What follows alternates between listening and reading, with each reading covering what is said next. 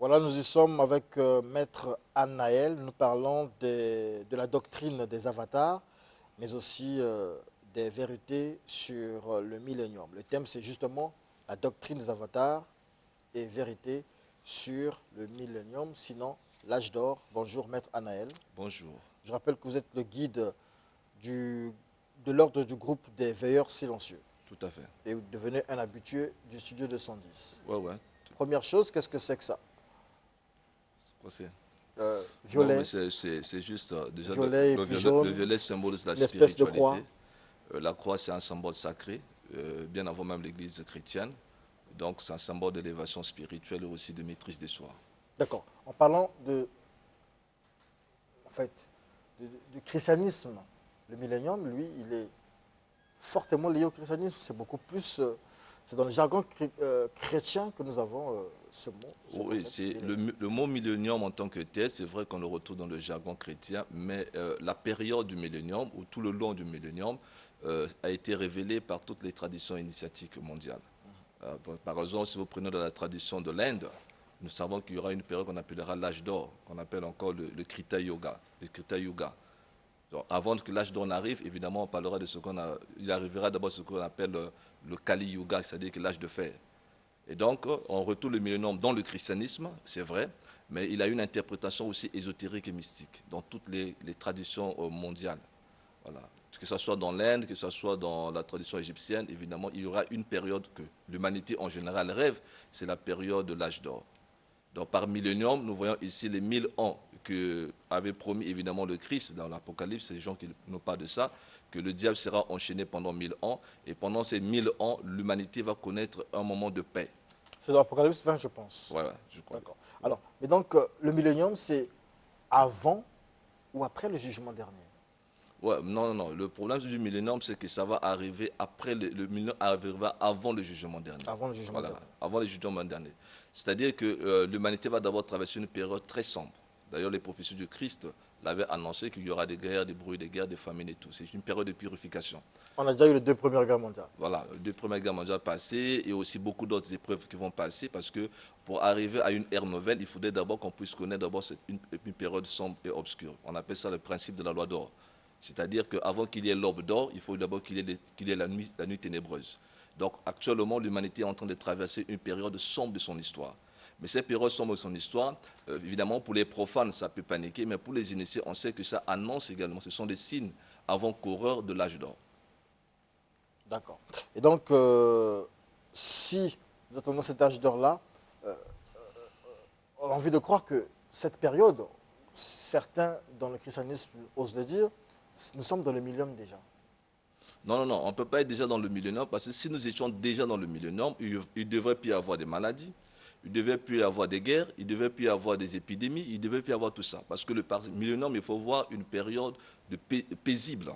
Voilà, une période où Un règne de 1000 ans.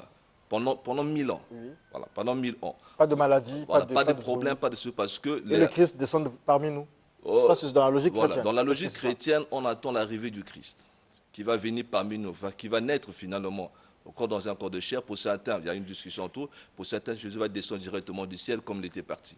Mais nous savons qu'au point de vue ésotérique et mystique, ce n'est pas de cette manière qu'il faut attendre l'arrivée du Christ.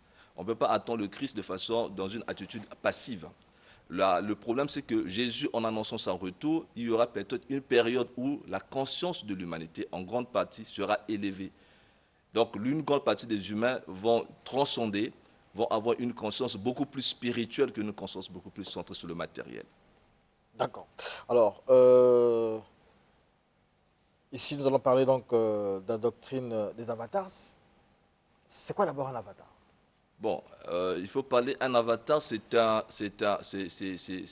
être supérieur qui vient d'en haut, avec une mission bien précise ou encore avec un message bien donné. Donc, depuis l'humanité a commencé, chaque fois que l'humanité semble sombrer dans l'obscurité, dans les ténèbres, Dieu ou le monde cosmique envoie toujours un sauveur, un avatar, un bodhisattva dans la tradition de bouddhiste.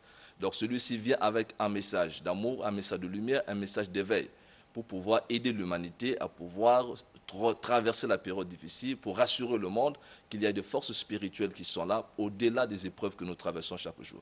Donc, on appelle ça la doctrine universelle des avatars. 400 ans avant l'arrivée de Jésus-Christ, il y a eu l'arrivée évidemment de Lao Tse au Japon, il y a eu Sun Moon en Inde, il y a eu également le Kalki Avatara qui va venir également dans notre prochain cycle. Donc nous remarquons que les avatars viennent toujours. Voilà. Il y a eu Bouddha qui est apparu en Inde, qu'on appelait autrefois Siddhartha Gautama, dit le Bouddha. Et il était de son vrai nom, il était Siddhartha Gautama, mais quand il s'est réalisé devenir un Bouddha, il a donné un message évidemment basé sur la souffrance humaine et comment est-ce qu'il fallait transcender la souffrance. Et en dehors de lui, il y a eu Jésus également qui est arrivé. Il y a eu Esdras, par exemple, chez les Juifs. Il y a eu Hermès Trismégiste en Égypte antique. Et donc, ce sont des avatars, ce sont des missionnaires divins qui arrivent avec des messages très forts pour aider l'humanité à traverser les périodes difficiles ou la souffrance, si vous voulez bien, en général. Parce qu'il ne faudrait pas oublier dans l'enseignement du bouddhisme que toute existence est dukkha. D'accord. Et vous, vous appuyez beaucoup plus, vous prenez des exemples, vous faites de vos illustrations beaucoup plus sur l'Orient, sur les traditions orientales. Mais lorsque vous nous parlez de ces avatars ou de ces messies qui viennent, puisqu'on peut ici remplacer le mot avatar peut-être par messie Oui, aussi, vous ne parlez pas de Matsua, vous ne parlez pas de Lufwa, oh là là, son nom m'échappe. C'est Chukwabo. Lufwa Setchikwabo, j'oublie son Guillemie Lufwa Setchikwabo, voilà, j'arrive à le dire.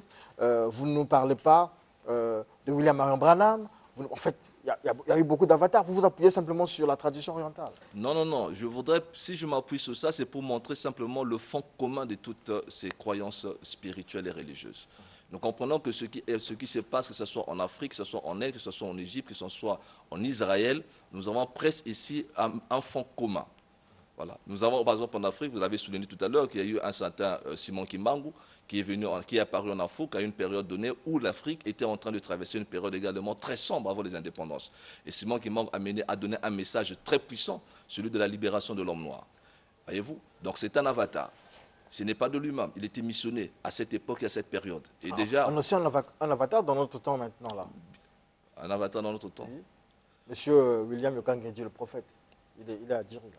Bah, je n'ai rien de commun avec lui, mais évidemment, il peut être un avatar, on ne sait jamais, il n'y a que lui qui peut connaître, parce que chacun est libre de se proclamer comme avatar. Le problème, c'est que c'est quoi? Quand on est avatar, c'est qu'il y a un certain comportement qu'on va afficher, il y a un certain message qu'on va donner. Il y a des signes qui accompagnent la présence d'un avatar. C'est-à-dire, oui, on veut un exemple? Bon, mais les exemples sont très simples. Lorsqu'on a un avatar, c'est quelqu'un qui vient avec des solutions pratiques. Voilà. Donc déjà, il a des solutions pratiques et c'est quelqu'un également qui a une morale assez avancée, quoi. Donc l'éthique et la morale, parce qu'il doit être un modèle pour les autres.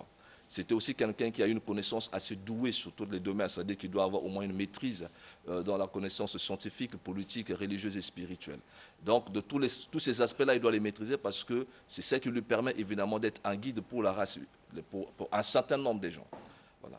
Un avatar, ça ne s'improvise pas. On ne peut pas s'improviser être un missionnaire. Il faut une longue préparation. Depuis quand à peu près vous suivez, vous regardez Studio 210? Ça me fait quand même beaucoup d'années. Vous connaissez Avatar, Maître Avatar? J'ai entendu parler de Maître Avatar. Vous l'avez suivi quand même? Oui, je ne l'ai pas trop suivi en profondeur, mais je l'ai quand même écouté. Il est sur la liste de ces avatars-là aussi? Je ne suis pas là pour juger les gens. En tout cas, non, mais vous nous aidez à vous nous édifier. Nous, on ne connaît rien. Vous qui êtes illuminé, vous pouvez nous... Non, je ne peux pas juger parce que, vous savez, la vie est un mystère. Et les lois cosmiques sont des lois qui sont vraiment au-delà de notre conception humaine. Il n'y a que Dieu seul qui peut connaître s'il a un avatar ou un... Tout le monde peut prendre un titre d'avatar. Ça, ce n'est qu'un titre. Donc il n'a pris qu'un titre. Je dis non. Tout le monde peut prendre un titre avatar, tout le monde peut se proclamer maître, tout le monde peut se proclamer prophète, tout le monde peut se proclamer pasteur, tout le monde peut se proclamer guide spirituel. Bon, chacun est libre de prendre le nom qu'il veut. Nous sommes sur le plan physique. Maintenant, le vrai problème, c'est que c'est quoi? Si on n'a pas reçu cette préparation avant sa naissance. Je dis bien avant la naissance, parce qu'on prépare les avatars qu'avant qu'ils descendent. L'avatar, c'est quelqu'un qui dit, c'est un bodhisattva, c'est-à-dire, il dit, moi, je descends sur la terre pour aller aider l'humanité avec une mission bien précise. Est-ce que vous l'êtes? Je ne sais pas. Mais dites-nous. Ne Non, faites non, non, je ne pas sais du pas. Et socratisme. même si je pouvais l'être, je ne pourrais jamais le dire à la radio ni à la télé. Mais il faut nous édifier quand même. Non, non, non. D'accord. La loi nous interdit de parler de nous. D'accord. En une minute, la doctrine des avatars, vérité sur les milléniums, l'âge d'or, qu'est-ce que les téléspectateurs peuvent retenir de ce thème? Qu'est-ce que le téléspectateur Peuvent retenir de ce thème? Donc, ce qu'ils devraient retenir de ce thème, c'est que la loi initiatique nous enseigne que avant qu'il y ait le bonheur, la paix, la joie, il faut que ça soit précédé d'abord par des épreuves. Et c'est pourquoi un initié, c'est quelqu'un qui n'est jamais perturbé par les événements. Vous voyez que tout à l'heure, l'humanité est en train de traverser le Kali Yuga, c'est-à-dire la période la plus sombre de son histoire, la période la plus difficile, avec des épidémies comme le Covid-19 et tout le reste. Mais évidemment, ça devrait nous encourager que ces événements qui nous arrivent, nous avons la capacité et le potentiel spirituel pour surmonter cela. C'est une épreuve, mais une épreuve qui va nous introduire dans un nouveau cycle, qui va inaugurer une nouvelle période, peut-être une période de paix. Si et seulement si nous pouvons nous mettre au travail spirituel nécessaire pour élever notre conscience. Parce que la conscience christique en chacun de nous, une fois élevée, nous allons mettre fin à l'égoïsme, à la séparativité, à la division pour entrer dans une ère d'unité mondiale. L'unité raciale au point de vue racial, l'unité au point de vue régional, l'unité au point de vue continental et l'unité au point de vue religieuse pour mettre fin à ce qu'on appelle les guerres religieuses, les contradictions religieuses, parce que Dieu est un et unique et les fils des hommes sont un. Nous sommes tous de la race humaine. Et donc la période de millénium qui va arriver sera une période où l'humanité comprendra finalement que les Noirs ont besoin des Blancs, les Blancs ont besoin de Noirs, les Noirs ont besoin des Jaunes, les Jaunes ont besoin de Noirs. Et c'est ça qui va. Mais pour y arriver, il faut qu'il y ait des épreuves, il faut qu'il y ait des difficultés, il faut que nous soyons frappés par des événements qui vont faire en sorte que grâce à notre solidarité mondiale, nous allons réussir à triompher. Et ça a toujours Nous été sommes à ainsi. la fin, mais quand même, je pose cette question. Quel est le lien entre les avatars et le millénium? Il y a un lien direct parce que Lequel? l'avatar vient toujours annoncer, Merci. préparer l'humanité à accéder à cette période de millénium. Est-ce que cette période du millénium est perpétuelle? Mais l'humanité, la loi de la vie, c'est la loi de l'équilibre, le contraire. Il y a toujours des périodes sombres, il y aura toujours des périodes positives. J'ai envie de dire, est-ce que le millénium, c'est une période fixe qu'on attend, ou le millénium, cette période de 1000 ans, n'est qu'une imagerie, sinon le millénium, on peut le vivre constamment? Non, c'est une période fixe parce que c'est un problème d'âge. Nous avons 4 âges. Il y a eu d'abord l'âge d'or à la base. Nous sommes passés de l'âge d'or à l'âge de bronze. Après l'âge de bronze, il y a eu de l'âge de fer. Après l'âge de fer, nous allons revenir encore à l'âge d'or. Donc là, nous sommes dans l'âge de fer. On était parti d'abord de l'âge d'or, on est rentré dans l'âge de fer. Après l'âge de fer, c'est une période. Après va revenir encore l'âge d'or. Et à chaque âge, il y a toujours des caractéristiques qui prouvent que nous sommes rentrés dans tel âge. Donc lorsque nous rentrerons dans le millénium, il y aura tellement beaucoup de changements au niveau mondial et international que la pauvreté, la misère, la souffrance, les maladies, tout ça vont être dissipés et ce sera une période de paix profonde parce que la paix c'est quelque chose de fondamental pour toute l'humanité. Merci beaucoup, Maître Anaël, guide de l'ordre du groupe des veilleurs silencieux. On peut rappeler vos contacts? Oui, je suis au 06 713 49 18. 06 713 49 18, ça c'est mon MTN. Et le 04 473 42 20, ça c'est mon numéro RTL. 04 473 42 20. Je suis le fondateur de l'ordre du groupe des veilleurs silencieux et aussi le représentant d'Africa Magia India, qui est le siège de génie de l'Inde. Merci beaucoup. C'est la fin de cet entretien art et âme avec Maître Anaël. J'en profite ici pour saluer celui qu'on appelle le duc de Luandjili, Francky Luemba, duc de Luandjili, Francky Luemba. Et on n'oublie pas, là-bas du côté de Luandjili, Madame Victory. Et tout de suite, juste après le jingle art et âme, nous aurons un entretien à bâton rompu avec le docteur Van Flodel Anzeba pour nous parler de l'esprit de lit et de la voix du 7e ange. Esprit de lit, voix du 7e ange, ce sont des termes que revendiqués forcément par nos amis du message temps de la fin. Van Flodel Anzeba est-il sorti du message temps de la fin? Maintenant, tu nous parlais de William Branham ou ce sera autre chose? Restez branchés, vous suivrez.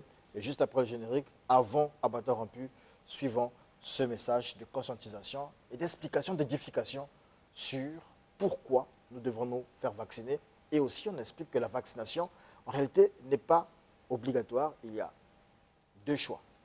Il y a un choix à faire entre la vaccination, sinon se faire tester continuellement, suivant le message de M. le ministre de la Communication des médias, Thierry Lezomongala.